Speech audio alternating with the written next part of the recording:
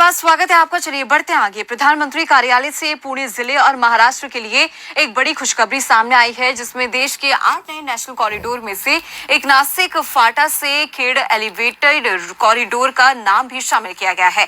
इसी को लेकर हमारे संवाददाता सिद्धेश कर्नाटक ने खेड़ विधायक दिलीप मोहित पाटिल से खास बातचीत की है।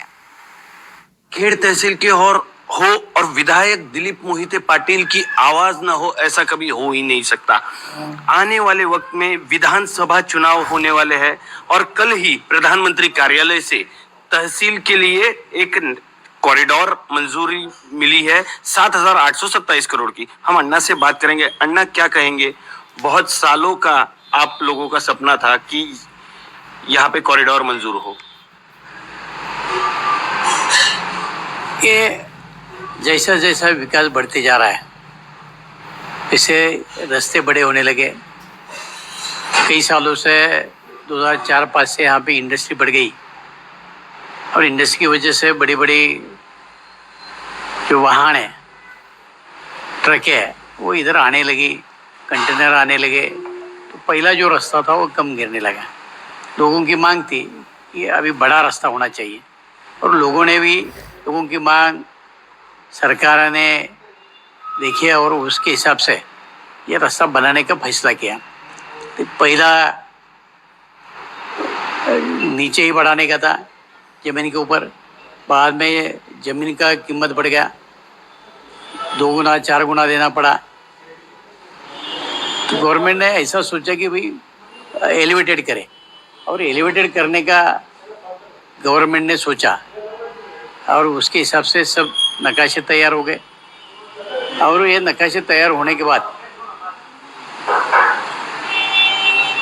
सरकार के ध्यान में ऐसा आएगा कि ये भी छोटा हो सकता है, आगे का और 50 साल का सोचेंगे और वैसे हिसाब से और 8 लेन का करने का सरकार ने सोचा है। और उसकी जो मंजूरी फरवरी में आने वाली थी, बीच में जो चुनाव हो गए उसकी वजह से वो थोड़ा आगे गया। अभी सरकार आने के बाद आदरणीय पंतप्रधान मोदी और गडकरी साहब ने वो कल मंत्रिमंडल के सामने वो विषय रखा और उसको मंजूरी सरकार ने दे दी। लेकिन आपको ये नहीं लगता कि 20 साल लगे, बहुत देरी लगी है इस रास्ते के लिए? मैं 20 साल के पहले तो ये रास्ता चौपदरी बनाया था।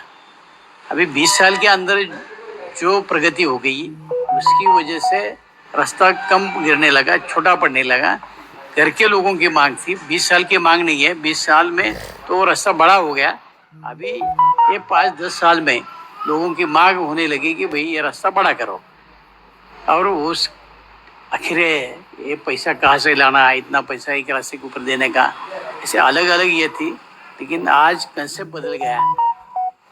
गवर्नमेंट जो रास्ते बना रहा है उसके ऊपर टोल बिठा रहा है, टोल की वजह से पैसा आ रहा है और बड़े बड़े प्रोजेक्ट रास्ते की सरकार कर रही है।